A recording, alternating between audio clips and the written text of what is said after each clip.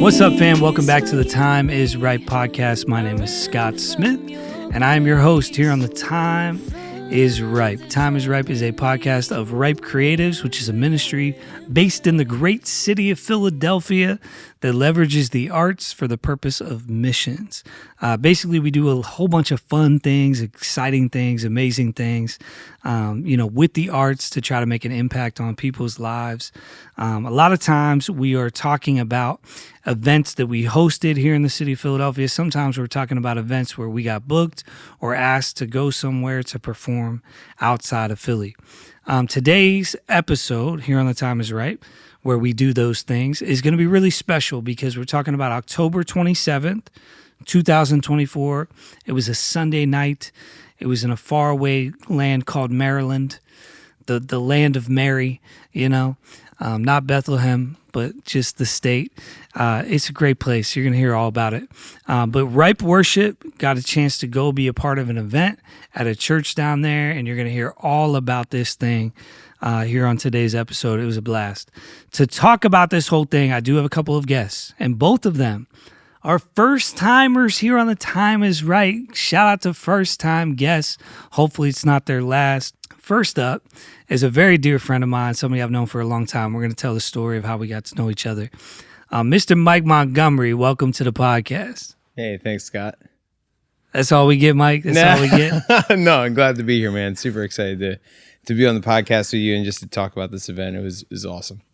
Amen, amen. It's going to be great. Now, Mike, as a first-time guest, we are going to have you introduce yourself. But first, I want to throw out this other guest because this just happened right now. This is a surprise to all of us. But shout out to Jordan in the room with us right now. How you doing, Jordan? Yo, pretty good. How about yourself? Doing well, man. Jordan just made the trip up with Mike to be here. I guess taking some photos of the city of Philadelphia and some different situations. He's a photographer and a videographer and all those kinds of things. But he's also going to be on today's episode because he's a part of the team that put this whole thing together. Mike, going back to you, I just want to give you a chance to give like a fuller intro, who you are, and then we'll push it back over to Jordan. Yeah, so obviously my name's Mike. I've been a youth pastor now for 17 years, currently at Arrundel Christian Church. Basically just serving God and just loving every minute of it. Really have a heart for youth and have a heart for the next generation of Christians that are being raised up. There's a lot of people in the world now that just have lost sight of God. We live in a world that has really struggled in regards to Christianity. And so my goal always is to see kids come and be saved and renewed by the love of Jesus. And I've just been dedicating my life to it. So love every minute. 17 years as a youth director, guys. Yeah. Do you hear that? And I've known him for all of those years. Yeah, literally. Pretty much. Maybe, most of them anyway. Let's move over to Jordan real quick, and then we'll tell a little bit more of our backstory. But Jordan, who are you? What do you do? All those beautiful things. So my name is Jordan, of course. I've been with the Arrundel Christian Church for a year now. Actually, it's when I came back to my walk with God because I did lose myself a couple years.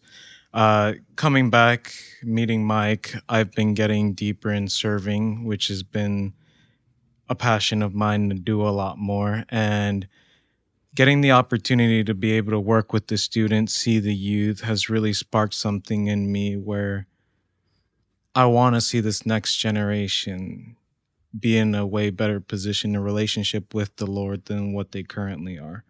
Just because I am a very online person, so when I hear stories of people who aren't Christian, who just tell me about their daily lives, the pain, the loneliness, the things I feel, that, if they gave their time to God, I'm sure they'd be in a lot better of a position.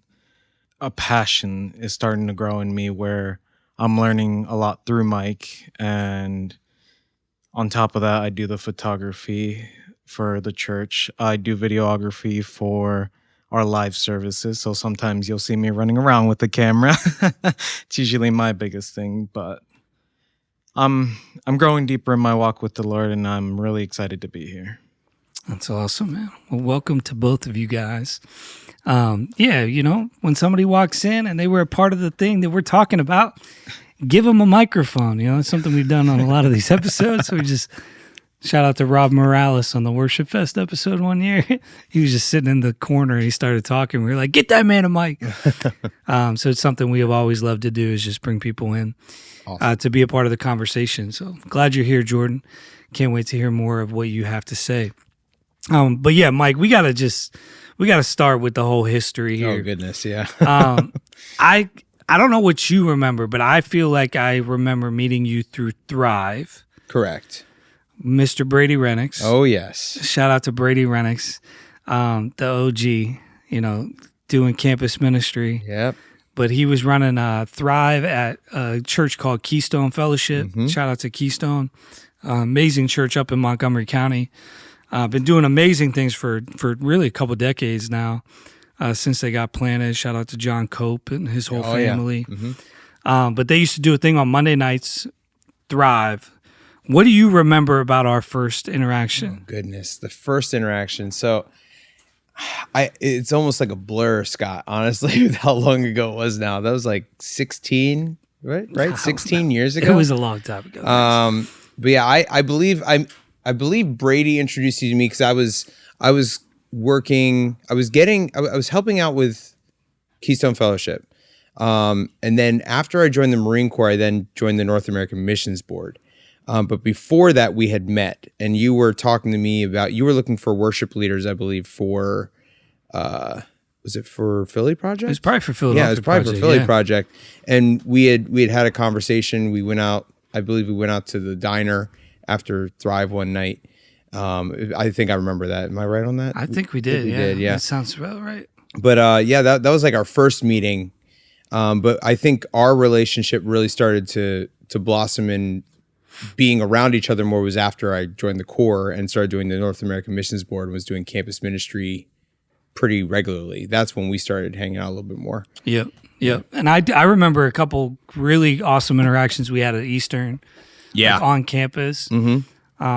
I think I was like on campus one day to recruit interns for TPP, and you could find Mike Montgomery just wailing on a piano and crying out to Jesus in the chapel. Oh yeah.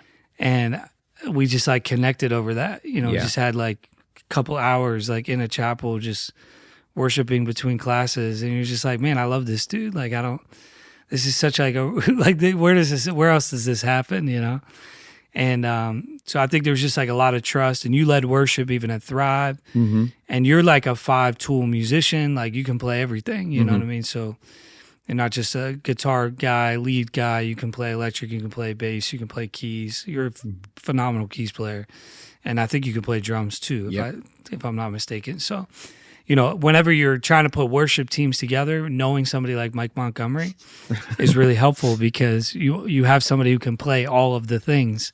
So no matter who drops out on you last minute, you can call Mike and he can do it.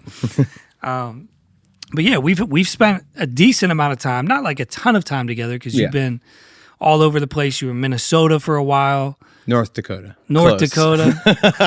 I knew it was up there. It's up there, yeah. In the trenches of the snow. But you were in North Dakota for a minute, and then you came back to the area. Now you're in Maryland. And can you pronounce this again? Arrundel Christian Church. Arrundel Christian Church. Make sure you look it up.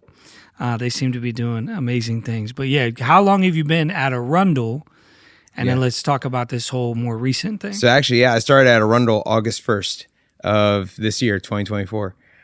So brand new there, but loving every minute of it, and just amazed at how God has orchestrated everything. It's just great to see, like, they always say hindsight is 20/20. Like looking back, you see clearly God moving and orchestrating things. And I always ask myself, like, I remember when I first met you, one of the conversations we had at Eastern, we were walking up from Sparrow Hall, and I said, I'm not going to be that youth pastor that works at a church for a year or two and then goes somewhere else. And funny enough, it's not that was the goal, but it happened quite a bit, where I was at a place for about 3 years and then was somewhere else for 4 years and somewhere else for 2 years. And it wasn't like I was asked to leave or anything. It was just God was moving me places and prepping me for where I'm at now, which is just crazy to see the journey that I've been on. And to be now at Arrundel, was it now 3 months? And it is probably the most healthy and most invigorating church that I've been a part of. And that's not to cast shadow on any of the other churches I've worked for, but it's a great fit. It's like if God had prepped a perfect church for me to be at, which I never thought I'd ever see. And I've been in multiple churches. Yeah. It's awesome, man. Yeah. What a journey it's been. Oh, yeah. Shout out to Arrundel. Just to kind of rewind, the fact that you said that you started there in August of this year, in the sense of the year that we are recording this episode, August of 2024, that means that you called me a month later. Yep. Which I did not know until right now that it was that fast. So yeah, you take over the youth ministry. There's an event already on the calendar for October called Amped, the title of this episode, right? Amped is a youth event, a big kind of event that this church has been doing, I guess, for years. No, actually only 2 times before this one. Okay. It's new. Guys, I'm going to be learning a lot with you on this episode. Okay, so Amped is, but it wasn't your event. It was something you inherited from the previous guy. Correct. And so you just start in August. You have an event coming up on October 27th. I know it was mid-September for us because I remember the day I was driving down to the 818 conference with Ripe Worship. I was driving separately, but I was about to link up with them. And Mike calls me out of the blue and is like, hey, we have an event. And this is really last minute. It's only next month. But what happened there? There was like a team that you had that dropped out or whatnot? Yeah, so basically what happened is normally for Amped at this church, they've only done it 2 other times, and the plan was to have the in-house adult worship team sort of run it. And we just moved to a 4th service on a Wednesday night. And so that was a big lift for the worship team. And they were saying, we really can't also do a Sunday night. So we got Wednesday night, we got Sunday morning. We really can't pull off a Sunday night. We don't have the volunteers to make that happen. So I said, all right, I'll find someone. I got connections. So I called up CC Delco. I called up Moment Worship, John Riley and Emily Ditzel, and was like, hey, what do you guys think? And Emily was like, this sounds awesome. I would love to do it. And then after talking it over with the team, she's like, it's just a little too short notice to make this happen. I was like, yeah, I figured this is going to be a tough one. So then I talked to Ray Garcia. I was like, hey, Ray, like, you got anyone in mind, like anyone down there that could possibly, I'm only about an hour and a half, 2 hours away, just south of Baltimore. And he goes, you know what, you should really reach out to Scott. I was like, that's a really good idea. So I reached out to you and was like, hey, just out of curiosity, and this is probably going to be a no. Any chance that Right Worship could be a part of what we're doing over here? And I said no. Yeah, he did. I was like, I said I will ask, but I think it's highly unlikely, just based upon the time. I think it was like September 17th or something, September 18th, and you were talking about 6 weeks later, yep, a travel gig on a Sunday night, and I get that you're saying only an hour and a half, 2 hours away, but it's not down the street. Yeah, right. And everybody has Sunday commitments with their churches because that's a big core value for our ministry, is that the people that are part of our ministry are in church on Sunday. And so everybody that's a part of Right Worship has to be leading at their church. Mm-hmm. It's the only way this makes sense. And so for them, a Sunday night is like really just usually a no outright. Mm-hmm. Even in Philly, a lot of times a Sunday night is a no. So I assumed it would be a no. I hit up the team was at the event though, and like kind of starting to talk about it. Seemed like it was a no, but then Olivia and Mike Weatherby, shout out to them, they're part of the leadership team. They kind of like basically clutched it and were able to find a team within the Right Worship team that was willing to go. And it was like down to to the wire at every position, at drums, at keys. There was only one person who was available at each position Wow. and vocally, but that team was able to be assembled like in pretty short notice. So it was kind of okay, God's doing something here, because I wouldn't naturally expect this to have worked out, but it is working out. So there must be some significance to it. Yeah, and I just got to thank Scott and Right Worship for making that happen, because that was, we were at the wire too, trying to find someone. It was basically going to end up being probably just me on with a guitar in front of like 115 kids, just doing some worship. So it was thanks so much for making that happen. I'm just excited to see how God moved in and through this event, which we'll talk about in a second. Yeah. Yeah, and I remember you saying you didn't want to do that because you were preaching. Yeah, I was preaching too. Which was also kind of like a part of it is like, yeah, like this is you do need somebody else. Otherwise, you're going to be running the whole thing by yourself. You're going to be like the one-man band show up there. Yeah. That's not what the kids came for, you know? No. But yeah, I think it was just like a God thing. And so like even just talking about the day of, I know from our team, like I did not go because I have a little baby boy. But we did have a massive change last minute. And God even was sovereign over that, where Liv, shout out to Olivia Weatherby was just on an episode recently that we just did about her concert. But Liv is one of the leaders of Ripe Worship, one of the main vocal leads, and she got the flu like with 24 hours before the gig. Yeah. Like it was very, very last minute. And the question was like, how in the world are we going to do this without Liv? Mm-hmm. And the team just stepped up. Like shout out to Mike, shout out to Chase and Janito and Maggie and Elle and On. Like the whole team just kind of came together and really stepped up to fill in that gap that was felt by Liv's absence. And yeah, just like crazy that all these people said yes in the first place on such short notice. But then whenever something like happened that nobody expected, to be able to just pivot and make it work. Mm-hmm. But I remember on my end, especially with Liv not going, my text fingers were more engaged in this event than they probably would have been, because I wanted to like make sure everybody was okay. So just like checking in with everybody, even on the drive down, calling everybody, hey, what's your ETA? How are you feeling about getting there? But everybody kind of arrived, I think, between like 2 and 3:30 p.m. or whatever. Yep. What take it away from your end? Like once the team arrived, what did you guys experience that day? Yeah, so the team started arriving. Obviously, Mike showed up first. We talked for a bit, got them all situated, and then once the team started rolling in, it was mainly just handing it over to our sound guy TJ, who was just making sure that everything was good for sound. And the second the team started practicing, once they got their keys figured out, because Liv was out, so they had to change some keys up, which they were very professional about.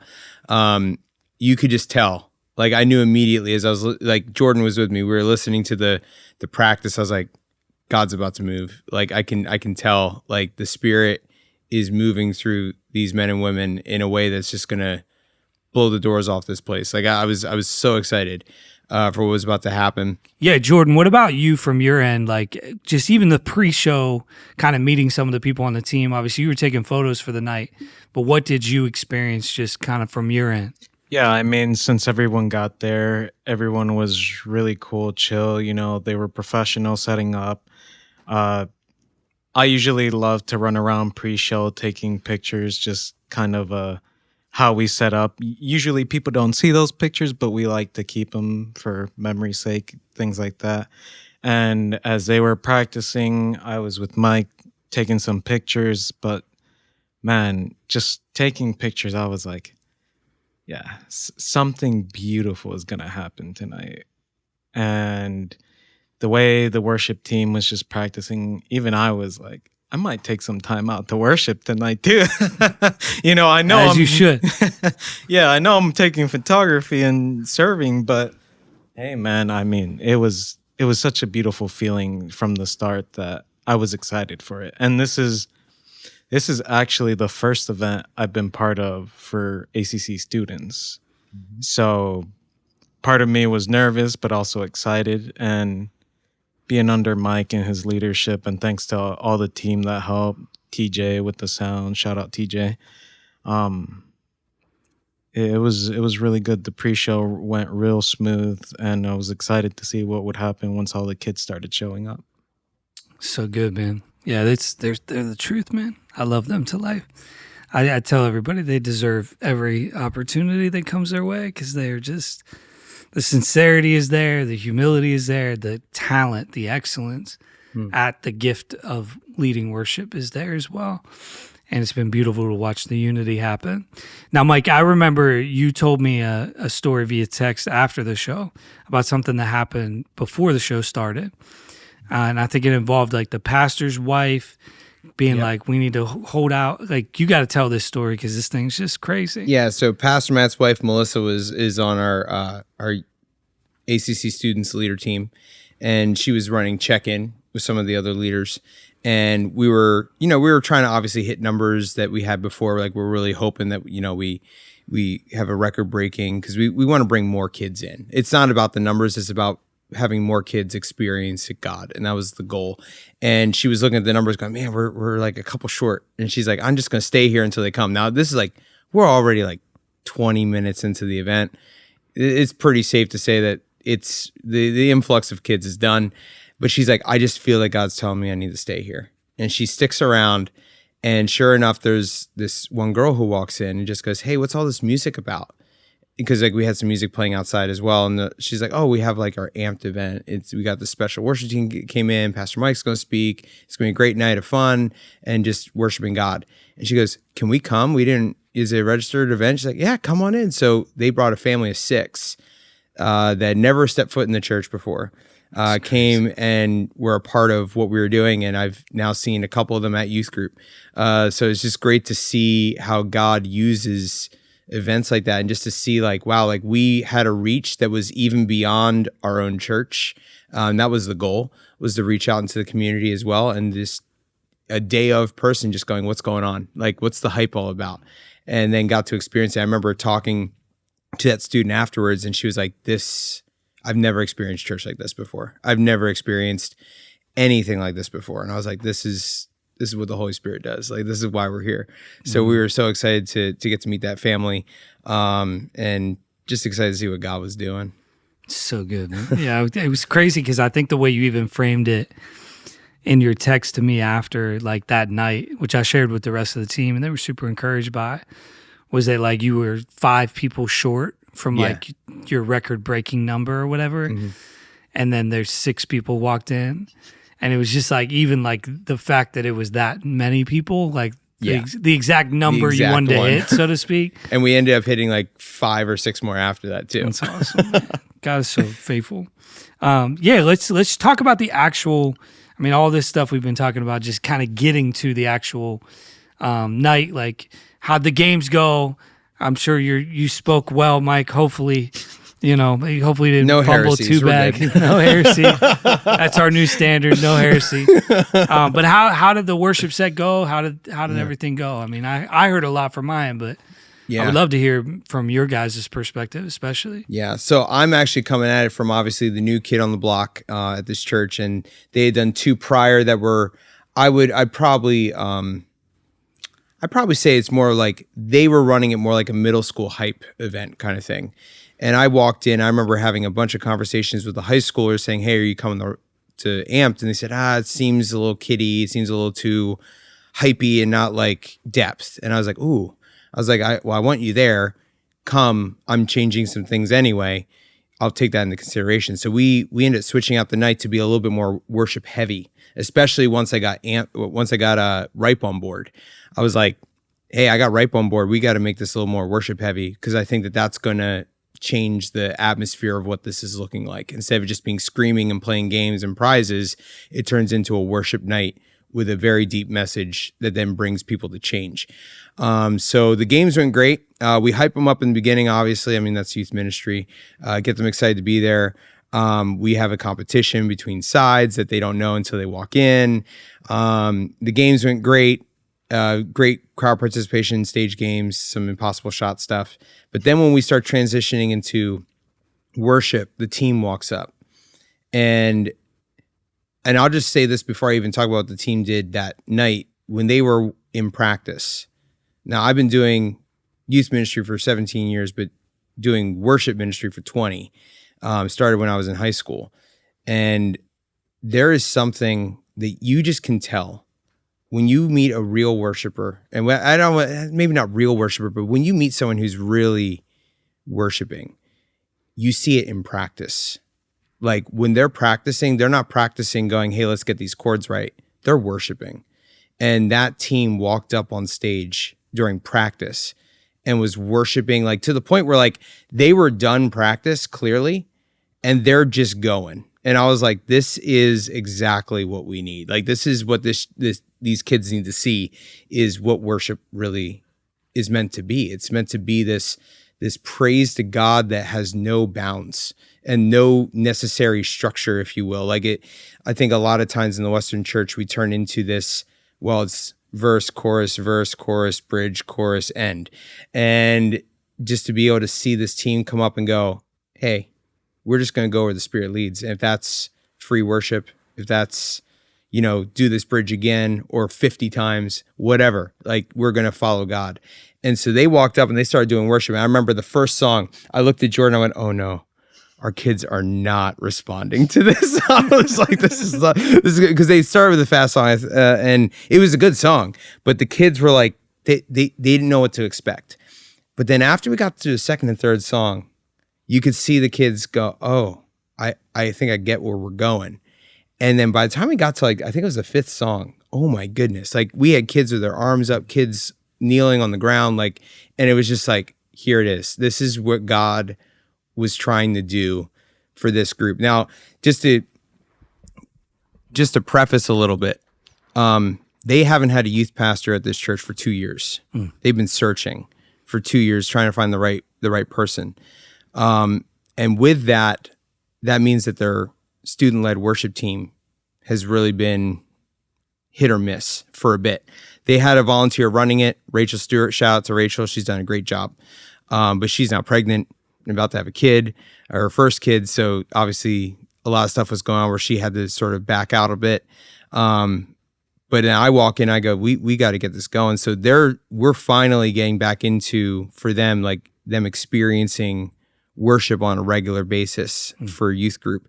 So for them to experience Ripe, I think in the beginning was like almost a culture shock, because they're like, what are we experiencing? Now they get it on Sunday morning, but not a lot of these kids go on Sunday morning. Right. So all of a sudden, like, what are we doing? Like, what is this? But you could just see the Spirit move and just sweep over the place to the point where I think it was when they went to Jehovah. Oh my goodness. I'll be honest with you, I was a little worried about Jehovah when I saw the song, because I had never heard it before. And I look at it, I'm like, oh, is this going to be a little too, unfamiliar? Because I don't know this church well enough. I didn't know the culture well enough here to be like, whether or not they're going to get it. When we got to Jehovah, the team just knocked it out of the park and followed God to the point where Zach Stewart, Rachel's husband, was on Pro Presenter, and literally TJ turns around and just goes, good luck, bro. Just go wherever they're going. Like, because there's no specific order. So he's like clicking through for the slides, like, where are they at? And it's like, but it was just great to see how God moved in that song to sort of shift the entire focus of the night, which I think was great, because there was a lot of kids who walked in going, this is just a hype night. And then they started to realize, no, this is the night that we're gonna invite the Spirit in, we're gonna invite God in, and we're gonna have, transformative kingdom change tonight.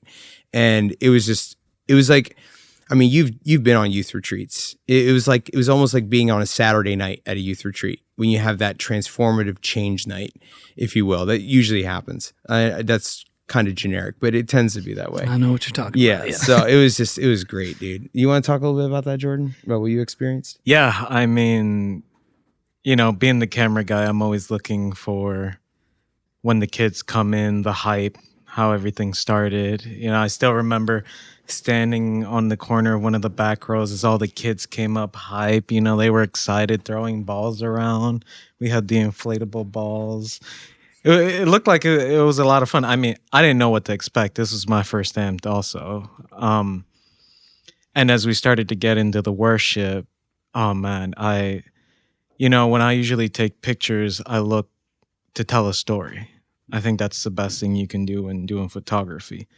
And when I can see these students, actually, worshiping alongside Ripe, and the way they were so humble about it. Like, actually, I pulled up this picture because I remembered it just to show you. And it was posted on our Instagram story, but it shows how humble it was for them to actually be, what's the word I'm looking for?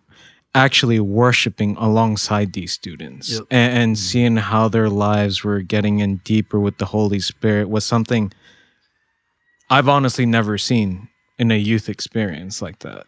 And even while I was running around taking pictures, at one point, I think it was during that Jehovah song, I didn't know the song neither. I mean, I was like, all right, this is a good song. I don't know it, but I went to the back and I ended up finding Mike. And at that point, I just remember that I grabbed onto him and we just started worshiping together, because you can just feel the Spirit in that place. And I remember all the kids were up front on stage. There were lots of them on their knees, and it was just the most beautiful experience I've ever had this year so far. Yeah. So good, man. No, they are the truth. Yeah. And I think one of the things, I think we've said it, I think when Emily Phillips, shout out to Emily Phillips, who helps lead the worship team, who's on our staff, when she's been on episodes about Ripe Worship, she said this pretty much every time, right? We're going to worship Jesus, and we are going to invite the students to come with us. But whether they come or not, we're still going to worship Jesus. Like, we want to be good leaders and want to invite them in well, but we're not there to like lead them and perform. We're there to go with Jesus. Like, we are going to do that because that's who we are, on or off stage. That's what we are. We're worshipers. So that can happen in our closet or it can happen on a stage. But that's what we do. That's what we carry. And so I think that is translated. And I think what we keep hearing from people who like book Ripe Worship for an event is that is so other in today's day and age for these more like professional settings. Kind of are like, they don't think about it like the presence part of it. They think about the technical part of it, the excellence part of it. And it's like, dude, worship is mainly presence. There's some like, you should be able to sing, you should be able to play your instrument, blah, blah, blah. But the main thing should be the presence of God. Like, did God show up? Was God honored with what was done? And I think that you never have a question about with Ripe Worship is like their heart and integrity for the Lord is just unmatched, And I'll say this, they did a great job when it came to that. I felt like God was walking amongst everybody in there. Just the Holy Spirit was there. The way they were worshiping all together as one, it was just something that I'm sure God was definitely very happy with, And then with those 6 students that came, never been in a church, what they experienced, just hearing that story. And with everything I saw, my heart melted. Like, it was, I want to go through it again. Like, I told Mike, I'm like, yo, you have me. Like, I am willing to serve as much just to be part of all this again. He's like, I got Jordan for life. He's not going anywhere. He's in Philly shooting a podcast on The Time Is Ripe right now.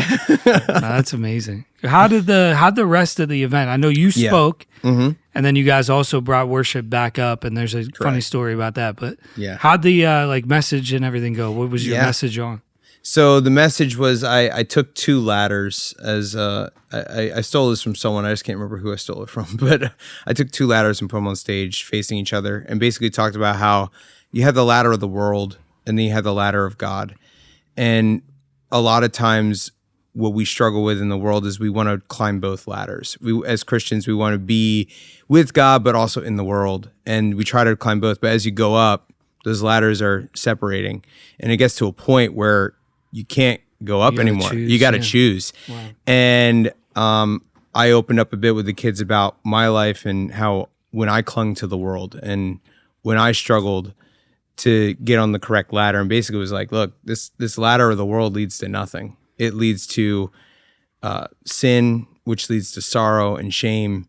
But the ladder of God leads to life, and it leads to peace and joy. And so we really sort of camped on that idea of like, which ladder are you climbing, and which one do you need to let go and choose the other ladder. Obviously the ladder of God's the one you should choose. People are like, I am done with Jesus. I would like to go to the world now. Yeah. And then it was actually really funny because when I'm giving my message, Ripe Worship was pretty vocal, which I loved. And they're like, yeah, amen, and all this stuff. But then all of a sudden they looked around and realized none of the kids were saying anything. So then they were quiet. And I was like, what, am I messing up? Am I not doing good anymore? Like, what happened? I told them afterwards, I was like, if you guys come back, which I hope you will, please be vocal. I like that. Lets me know I'm doing a good job. Welcome to Philadelphia. Yeah. I think it was funny. I thought he was going to fall off the ladder, at one point, because he's holding on to both of them. And I'm just like, I went a little high. Yeah, he was up there. I was like, okay. But just listening to the message, I put it into my life too. Like I said at the start, I just came back to my walk with God about a year ago. Mm-hmm. I've been with ACC for a year, and every message Mike puts out, I'm always thinking my life, and I always tell him afterwards, I'm like, yo, we need to talk. Like, we need to get on a deeper level here. But I feel like the way everything was delivered, plus the worship, it definitely impacted a lot of kids that might have been needing that. Because I just like to think about my life as a kid. We go through school, we're in the technology age. Heavy distractions. I'd rather be at home on my Switch or Xbox than coming to church. But the fact that these kids came out, worshiped, and they worshiped. After the message, at the last few songs, and then even at the end, the last hype song that kind of let everyone go, it was just beautiful to see how they all interacted with the team. Mm-hmm. That's right. Oh, yeah. And I think that's one of the biggest things that pushed me personally to want to do more for the students, was because I can see that fire slowly starting to burn where they're like, we want more. And we talked about it at the end, like, yeah, we could have really gone for more of a worship, because the way it transitioned, it was smooth enough, but we were like, we need more. We needed more time to work. So then we brought worship back up, because that was my big thing. Is I really wanted, even before I heard the high schoolers have that critique, I was like, I really want these kids to know what it is to be in relationship with God. And this event is a great opportunity for those new people who are walking in the door for the first time to experience God in a real way. And I don't want to sell them something that isn't reality. You know what I mean? Like, if I was just there to grow numbers, I could throw a block party for free and have 300 kids out there. But I'm not there to grow numbers. I'm there to grow students. I'm there to grow them deeper with God. That's my goal. And I want to help the numbers. I want to see more kids in. But my focus is on the depth, not the numbers. And that's something that about Arrundel that I love. They're like, we're not talking about growing in width. We're talking about growing in depth. We want to continue to see these kids grow closer to God in their relationship with Him. So that's sort of what really got me on this night of like planning it, was I'm going to take what they've done in the past, but I'm going to tweak it with this in mind and focus on how do we bring this. So we brought the team back up for I think 3 or 4 more songs. And then we were coming up to the time that we had to end, and I was like, man, I hate to do this, but we were changing this the next time around, but we still have prizes to give out. I was like, this is just an awkward way to end, is like after this deep worship to be like, and now the prizes. So luckily the Spirit left an opening that fit well for the night. And I think that God has made it clear how we need to move forward next time in regards to how we do that, because the message hit so deep. The kids were in deep prayer and worship in that final section. Luckily, we were able, God made a way for us to make those prizes sort of fit. Normally, you and I would be like, this is not the time to do prizes, but we did advertise it, so we have to. Like we told the kids there will be prizes. Yeah. Your prize is the gospel. The gospel, yeah. We're not giving out the Beats Pro after all. But we've given you something that silver or gold cannot buy. Exactly. In the name of Jesus. Store for yourself treasures in heaven, saved. not on earth. Get up and walk. Start healing kids. That'd be amazing. But no, it was great. And when we finished, we then finished with "I Thank God," which is just a great song to sort of end the night on. And there's all these motions to it as well. But when we went into this last section, "I Thank God," this is when the chaos ensued. The kids, we thought, okay, it's the end. Let's throw the balls back out and let the kids throw the balls around. Like we pull that for the these are gigantic beach balls. Mind you. Yeah, like blow up beach balls. It took us like almost 30 minutes to blow up one of them. So it's giant. But we had these smaller ones, and the kids, are kids, so they don't have spatial awareness, and some of these balls end up on stage, and the team is like, oh, we're just gonna kick them back into the crowd. Well. We might have nailed some kids right in the face like Lionel Messi. It was great. L5T Chase. It was an awesome night, and no one got hurt. It was all good. It was just hilarious to watch the team's reaction when they almost all lost it. It was great. I could see Mike Weatherby just stop playing bass for a second as he's just cracking up laughing because nailed the kid right in the face. It was awesome. It was a great night. And just to preface a little bit of this, because Scott, you're learning this for the first time too. Jordan was on his trial period working with youth. Like he was just getting into it. Mm-hmm. So like he was just experiencing, I was like, hey, you can come on out, check it out, see what's up. And he went, I want to be a part of this. Like it was like no question in his mind, like that's what he wanted.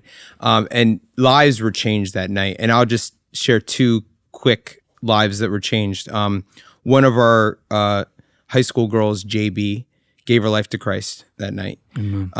And we baptized her a couple Sundays later at church, which is awesome. And then on top of that, there's a family in the church that we love dearly who's going through a lot right now.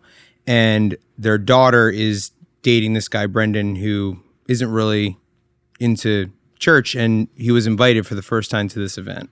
And he came to this event and he was radically changed by it, to the point where now, literally just last Sunday, he came up to me after church and said, I'm ready to give my life to Christ. And he gave his life to Christ and he's getting baptized hopefully this Sunday. So it's crazy how God uses things that like we plan, but God's like, you don't understand. I'm orchestrating all of this. Like there's so much more happening than you realize. And when you start to see that, you go, God, and even just talking to you afterwards, I was like, they did phenomenal, but on top of that, God orchestrated this. Because like I think we hit it earlier in the podcast, like we didn't think this was going to work. Like, facts. Right? Yeah, we really didn't think you were going to. We were like, we can try, but I doubt this is going to happen. And yeah, shout out to the entire team, man. Mike Weatherby, special shout out to him. He went and led the entire gig, actually, without his wife, Olivia, because she had the flu. But Mike did an amazing job. Shout out to Chase as the MD, Chase Carroll, the newest addition to Right Worship. I think he's officially saying yes. We still don't know. It's been 2 years. We've been asking him to be in Right Worship. Is he grandfathered in now? Is that what it is? I don't even know. He's been asked like so many times, and he pretends like he hasn't been asked. But we love you, Chase. But Chase is an amazing MD, amazing keys player. He has his own YouTube channel for worship and does all these different things. Like hundreds and hundreds and hundreds of people have been through his house to lead worship on his channel and stuff. Just an amazing dude. Janito Andre was on drums. Shout out to Janito. Just an amazing story back from season 1. How we even got connected to Janito was because we had a drummer drop out while we were going to Canada for a week. And we needed to find a drummer like in a couple weeks' time to go away in a couple weeks for a week. And Janito came. And that was like the beginning of our relationship. We love him to life. And Maggie's like, I love that little girl so much. That's like baby sis. and super proud of her and going through school and doing all this stuff. Just shout out to Maggie for being amazing on electric as well. And then El Fatih and On held down the vocal side. Yep. And both are just incredible worship leaders at their church, City Reach. Shout out to City Reach. But just in the city at large, like they, El sings with a guy by the name of Jay Todd, who's one of the biggest worship leaders in our region. He's one of the guys that does background vocals with him as well. Just amazing people, like super talented, super humble, super high capacity, but very like meek in the midst of that. Like very just, they really make it about Jesus. Like it's really not about them. It's not about the name. It's not about the brand. It's not about even the set or how well did we do. Mm-hmm. It's really about the kids and about honoring God. Yeah. And after the set, I know I was surprised to hear this, but also not surprised because that's our culture that you guys went out for ice cream after the night. Yep. I was surprised just because it was Sunday night. They had driven 2 hours. They had been there for a long time, and then they were going to drive back 2 hours, and everybody had to be at work on Monday morning. But they still went out for ice cream at the same Brewsters, I'm assuming. Same Brewsters, yeah. Shout out to the Brewsters, sending kids to get saved, and then they get all the revenue. Smart location. Hey, if you want to keep sending kids over here that are going to give their lives to Jesus, we'll keep coming for ice cream after the show. So, talk about that, like going out to hang out with the team and the students. Like, yeah. The team melded so well with the kids. Like it was, like I don't even know how to explain it other than if I had money to bet, and if I was a betting man, which I'm not, I'd say every single one person on that team is a youth pastor or works in youth ministry. Just with the way that they were interacting with these kids was so great. And the kids that came out with us, the high schoolers primarily, were just asking great questions and really delving deep with the team. And the team was just so awesome. There was just you could tell there was a connection, and that's I think was the big thing. Is I'm like, you can get a great team to come in like Ripe, but you can't create connection. That's something that God does, and we experience God like just have this amazing connection with the team and the kids, which was just awesome. To the point where after that event, my phone was blowing up. Like from my leaders, from my students, all saying, "We want right back. We want right back. We want right back." And I was like, I know. I'm talking to Scott. We'll figure it out. I was like, I feel the exact same way. But it was really funny because the team was just sticking there. Like they were almost closing, and like closing down Brewsters. And then finally, one person on the team was like, "Oh shoot, I got work in the morning. Like we gotta go." But that's when you know that. You've made a connection is when you're losing track of time and you're just focusing on fellowship. So it was just an amazing night, an amazing after night, even at Brewster's. And just the team, I could tell was so genuine. And I think that for me is, especially as a worshiper and a pastor, like I'm looking for people, like I always said this, whenever I lead worship, I go, I don't care how good you are at guitar, how good you are at bass or drums.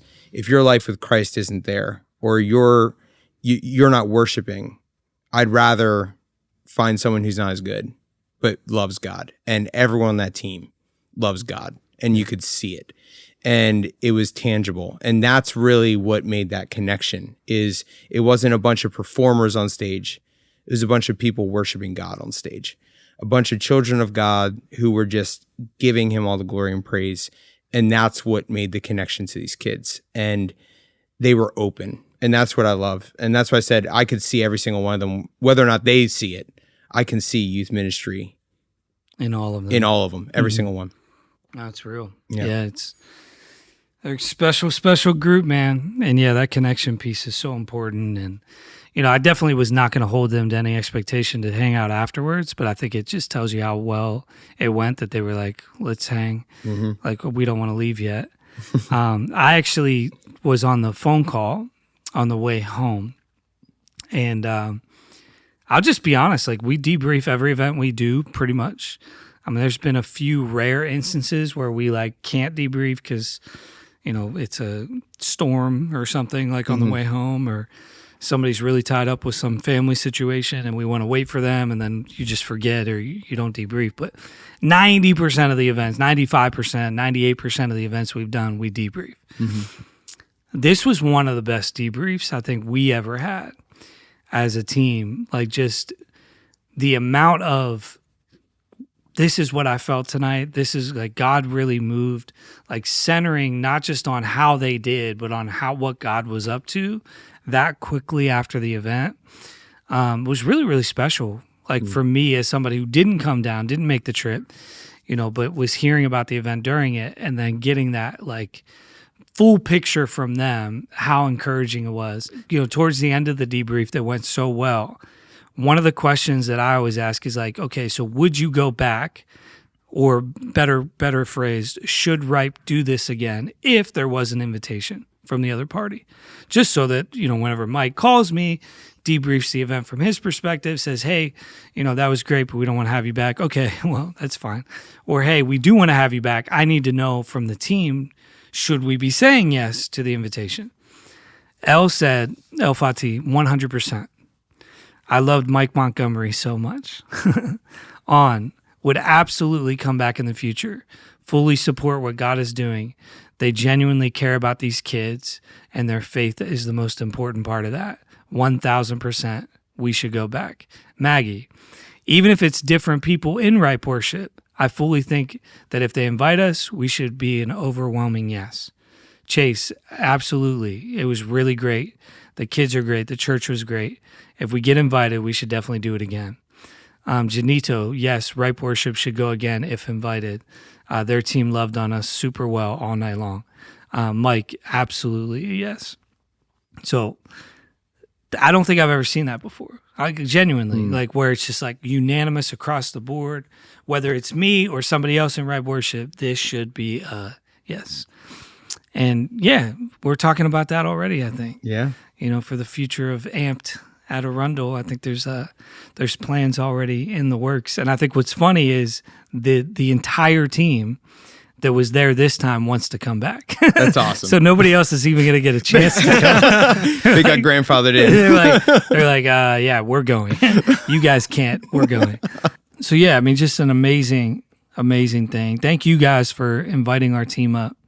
And yeah, just so you understand like how valuable this is for us as a community, like when we have a handful of things that we can count on every year, because we're always going to have bookings and opportunities to go different places, but when there's like a consistent partner that's like, hey, we want to have you guys consistently come in and be a part of something, like that changes the game for us, because we know we can count on certain things that, once we become such a deep relationship where you have us even multiple times a year, it's possible that we can use an Arrundel opportunity to invite a new leader in. Yeah. Right. And build up the next person who's going to play keys or bass or electric or sing.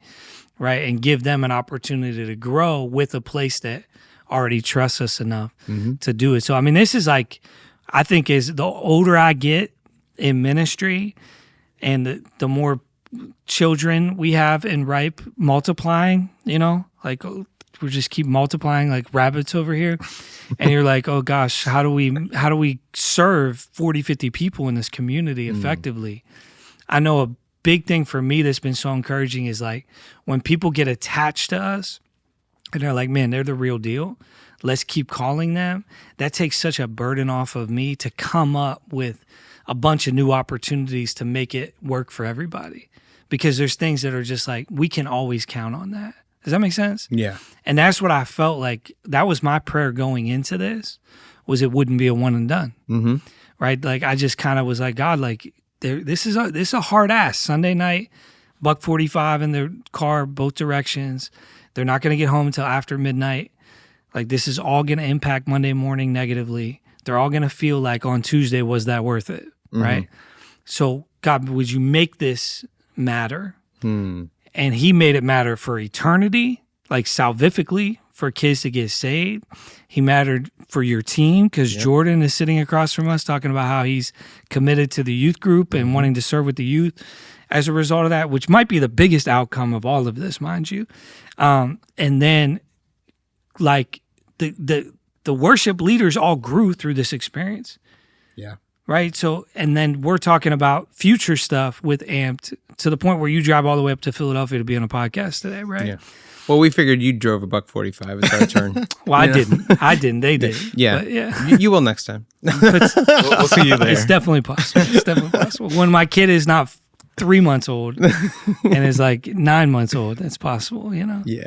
But yeah, I'm super excited for how this went, to the point where it's like, I think we need to do an episode about this. Yeah. Before we completely wrap up and say thank you to all the people that make this stuff possible, just want to give you guys like anything else you just want to share from your perspective about Ripe or about, you know, just the future or anything like that. From my end, at least, all I have to say is keep doing what you guys are doing, right? The genuine love to Christ and what I'm seeing you guys are doing in ministry and the way you guys connected with just the youth students at ACC was something that I haven't seen in a very long time. And it was so beautiful. It did bring tears to my eyes. And I think you guys are on the right path. And I'm super excited to be able to work with you guys again. And I am thankful for you guys being able to come out. I mean, I'm not a pastor or leader and doing all that, but just serving and seeing what you guys are doing in these kids' lives, it's a beautiful thing. I think the one thing that I've learned from doing ministry is the part that matters is when relationships are built. And I've always been a person who, whenever I run ministry, I go, I want to partner alongside other ministries. I don't want to just call upon ministries when I need them and when they're convenient. I want to be a part of what they're doing, supporting them in what they're doing. And so when I made the decision for Ripe, it wasn't just a last minute, let's try and grab them. It was I know what Scott's doing. I know what's going on over there, and I know that it's great, and I want to support that if I can. And I'm excited to be a part of what you guys are doing and helping you guys out, as well as you guys. Honestly, what you brought to that night was beyond anything that it couldn't be replicated. Like that was God working in and through your team. And it just showed me very clearly, this is the partnership that we need to look for. And obviously we'll talk more about what that looks like, but I'm just so blessed to be able to be, I said it in my message, I'll say it again here. My desire is to constantly just have a use, to be used by God, to have a purpose with him. And I see Ripe have an amazing purpose with God. And our church has an amazing purpose with God. And I want to see us work together to continue to further his kingdom, especially with these kids. This is the future of the church. This is the next generation. And in the world that we live in, it is essential for these kids to have those relationships with people that are that on fire for God. Yeah. And for them to see that and experience it. So thank you, Ripe, again for everything. And we look forward to hopefully partnering with you in the future. Amen, brother.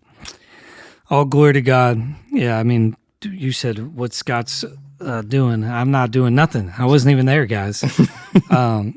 But it does take a whole team, you know. And I think what we have found is that as everybody does their role well, it allows everybody else to function in what they got to do well. And so it's just been a beautiful story. Like, I mean, I'll just say this: like, we didn't launch Ripe Creatives and say from the outset there needs to be a worship team.